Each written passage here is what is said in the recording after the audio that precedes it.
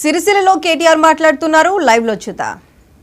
రాష్ట్రంలోనేమో ఇక్కడ కాంగ్రెస్ ప్రభుత్వం మేము చేసిన పనులన్నింటినీ కూడా తిరగదోడి కొత్త జిల్లాలు రద్దు చేయాలని, అదేవిధంగా కేసీఆర్ ఆనవాళ్లు లేకుండా చేయాలని ఒక చిల్లర ప్రయత్నం ఏదైతే చేస్తున్నదో ఇది కూడా రాష్ట్ర ప్రజల్లో ఒక విముఖతను, ఒక రకమైన మరి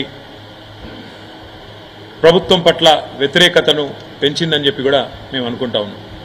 అదేవిధంగా 6 గ్యారంటీలు 100 రోజుల్లో అమలు చేస్తామని చెప్పి మొత్తంగా 420 హామీలు ఇచ్చి ఇవాళ వాటిని తుంగలో తొక్కిన వైనం మీద కూడా కాంగ్రెస్ పార్టీ మీద ప్రజల్లో తీవ్రమైన వ్యతిరేకత కనబడింది. మేము ఎక్కడెక్కడైతే తిరిగినామో చాలా స్పష్టంగా, ముఖ్యంగా గ్రామీణ ప్రాంతాల్లో రైతు భరోసా అని చెప్పి మోసం చేసినందుకు, రైతు బంధునే మొత్తంగా వేయనందుకు, కరెంటు విషయంలో తీవ్రమైన నష్టం చేసినందుకు, క్వింటాల్కు 500 బోనస్ ఇస్తామని చెప్పి బోగస్ మాటలు చెప్పి మోసం చేసినందుకు ఇవాళ రైతులు బగ్గున మండుతా ఉన్నారు. తప్పకుండా ఆ వ్యతిరేకత అనేది ఓట్ల రూపంలో కనబడుతుంది గ్రామీణ ప్రాంతాల్లో అని చెప్పి మేము అనుకుంటా ఉన్నాం.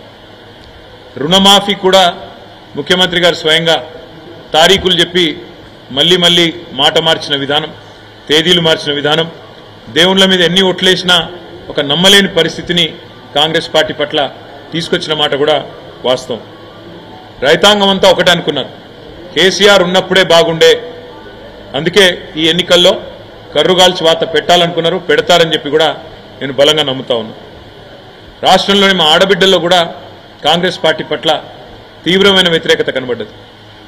మహిళలకి 100 రోజుల్లోనే 18 ఏళ్లు నిండిన 1,67,00,000 మంది ఆడబిడ్డలకు నేను నెలకు 2,500 రూపాయలు 100 రోజుల్లోనే ఇస్తానని చెప్పి ఏదైతే మాట ఇచ్చారో ఆ హామీ నెరవేర్చకపోవడం, అది మాత్రమే కాకుండా తులం బంగారం అని, స్కూటీలని, పెద్ద మనుషులకు కూడా 4,000 పెన్షన్లని, అదేవిధంగా చివరికి మాటలన్నీ పెద్ద మాటలు చెప్పి మంచినీళ్ళకి మళ్ళీ ఒక్కసారి రోడ్డున పడాల్సిన దుస్థితి, పిందెలు పట్టుకుని రోడ్డుకెక్కే పరిస్థితి ఏదైతే ఈ ప్రభుత్వం తెచ్చిందో దానివల్ల మహిళలు ముఖ్యంగా వారు కూడా తీవ్రమైన ఆగ్రహంతో ఈ ప్రభుత్వాన్ని క్షమించే పరిస్థితిలో లేరు. అదేవిధంగా ఈరోజు ఈ రాష్ట్రంలోని అన్ని వర్గాలు, వీళ్ళు వాళ్ళని కాదు, పెద్ద మనుషులు మాకు 4,000 రూపాయల పెన్షన్ ఇస్తారనుకున్నాం, కానీ మా జనవరి నెల 2,000 పెన్షనే ఎగ్గొట్టిండు రేవంత్ రెడ్డి అనే మాట వారి మనసులో కూడా బాగా బలంగా నాటుకొని పోయింది. అట్లా ఏ ఒక్క వర్గం కూడా ఇవాళ కాంగ్రెస్కు కొత్తగా తోడైంది లేదు. అట్లని చెప్పి బీజేపీ పైన కూడా పెద్ద సానుకూలత లేదు. 10 ఏళ్లలో ఏమీ చేయని బీజేపీ 10 ఏళ్లలో 4 ఎంపీలను గెలిపించినా ఏమీ జరగలేదు, ఏమీ చేయలేదు, వాళ్ళ వల్ల ఒరిగింది సున్నా అనే విషయం పూర్తి స్థాయిలో ప్రజలకు అర్థమైంది. అడ్డగోలుగా పెరిగిన పెట్రోల్ ధరలు, డీజిల్ ధరలు, నిత్యావసర వస్తువుల ధరలు, సిలిండర్ ధరలు ఇవన్నీ కూడా విరమైన తర్వాత మోడీ గారి ప్రభుత్వం మీద కూడా వ్యతిరేకత కనబడతా ఉంది.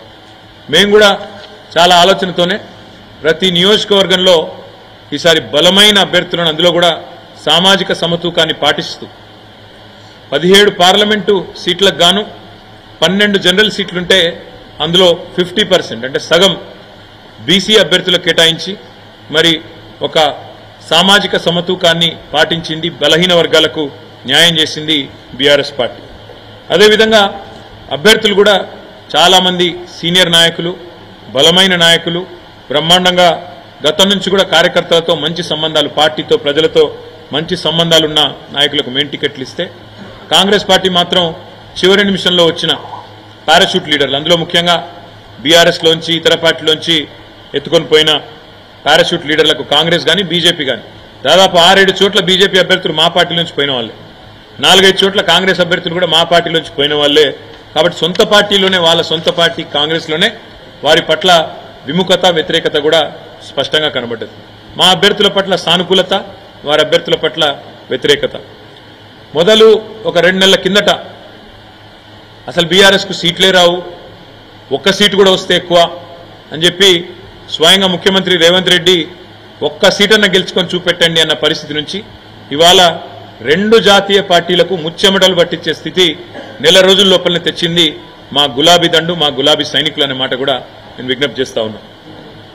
కొన్ని చోట్ల కాంగ్రెస్ మాకు ప్రత్యర్థిగా ఉండే, కొన్ని చోట్ల మాకు బీజేపీ ప్రత్యర్థిగా ఉండే. కానీ మొత్తం రాష్ట్రంలోని 17 సీట్లలో అంతటా కూడా ధీటుగా పోటీనిచ్చింది మాత్రం ఖచ్చితంగా బీఆర్ఎస్ అనే మాట నేను మీకు విజ్ఞప్తి చేస్తా ఉన్నా. ఇవాళ ఒకటి మాత్రం స్పష్టం, ఢిల్లీలో కుస్తీలు, గల్లీలో దోస్తీలు. కాంగ్రెస్ బీజేపీ రాజకీయం చూస్తే ఢిల్లీలో కుస్తీ, గల్లీలో దోస్తీ అన్నట్టుగా ఇలా వ్యవహారం నడుస్తూ ఉంది. ఢిల్లీలోనేమో ఏదో కొట్లాడుతున్న యాక్టింగ్, కానీ ఇక్కడ దాదాపు 6-7 సీట్లలో ఇవాళ తెలంగాణలో కాంగ్రెస్ పార్టీ బలహీనమైన డమ్మీ అభ్యర్థులను పెట్టి ఇవాళ కరీంనగర్తో సహా, నిజామాబాద్తో సహా, అదేవిధంగా నిజామాబాద్లో డమ్మీ అభ్యర్థి నేను ఎందుకంటా ఉన్నా అంటే జీవన్ రెడ్డి గారు సీనియర్ నాయకుడే, కానీ ఆయన పోటీ చేయాలనుకున్నది కరీంనగర్ నుంచి. ఆయనను బలవంతంగా ఆయనకి ఇష్టం లేని నిజామాబాద్లో రుద్దింది కాంగ్రెస్. కరీంనగర్ అభ్యర్థి ఎవరో ఎవరికి తెలియదు. సికింద్రాబాద్ అభ్యర్థి అసలు ప్రచారం కూడా దాదాపు లాస్ట్ 10 రోజుల వరకు చేయలేదు. మల్కాజ్గిరి అభ్యర్థి ఆ ప్రాంతం కనీసం సుపరిచితం కూడా కాదు, పరిచయం కూడా లేదు. ఇట్లా 6-7 సీట్లలో డమ్మీ అభ్యర్థులను పెట్టి రేవంత్ రెడ్డి గారు మరి కిషన్ రెడ్డి కంటే ఎక్కువ